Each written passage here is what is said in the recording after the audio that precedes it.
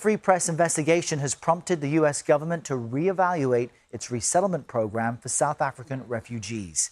The reporting showed failures that left refugees feeling abandoned. Well, now the Free Press reports hundreds of Afrikaners have been contacted by the government asking about their experience. The responses have prompted the U.S. to make changes to the program. Madeleine Rowley is an investigative reporter for the Free Press, and she joins us now. And we should note the Free Press and CBS News share Paramount Skydance as a parent company. Madeleine, welcome back. Good morning to you. I remember when you shared your reporting with us initially when this first came out. What did it uncover? Remind our viewers.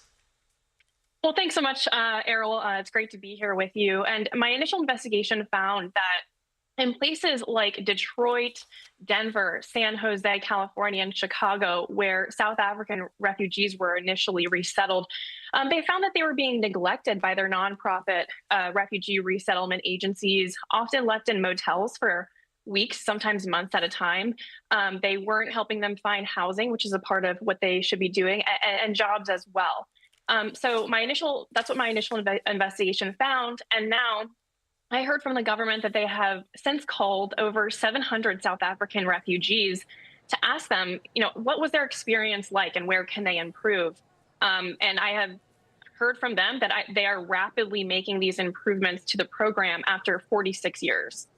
And there have been many criticisms of how the U.S. government resettles people who've come to the country. But you wrote about a new bidding process for new organizations to help resettle refugees that might fix some of this. How would that work?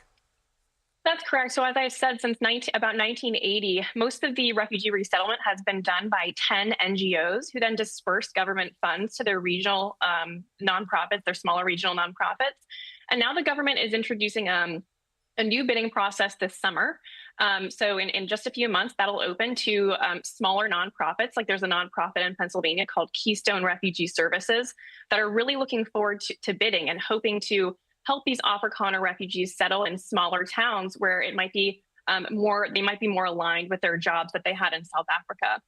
A lot of them were farmers, for example. So it's not exactly conducive to be resettling farmers in downtown Denver. Right. And Madeleine, when we last spoke, you mentioned that Afrikaners mentioned other refugees from places like Afghanistan who were also struggling. Did officials tell you about any aid for those groups?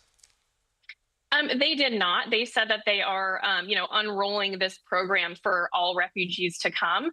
But like you said, I think that this spurred the realization that these issues might have been happening for years at a time, maybe decades. We're not totally sure. So when I was told by these South African refugees what they were experiencing, I had spoken to one of their neighbors who lived next door, who told me that there was a family from Afghanistan who was essentially neglected by their agency and placed in a home where there was no furniture. And it was essentially it was inadequate care. So, that is a sign that potentially this has been going on for longer than we think. And it was great to hear from the Office of Refugee and Resettlement that they are rapidly making these changes. Yeah, Madeleine, we appreciate you giving us a glimpse into an issue viewers may not have considered. Thanks for joining us once again.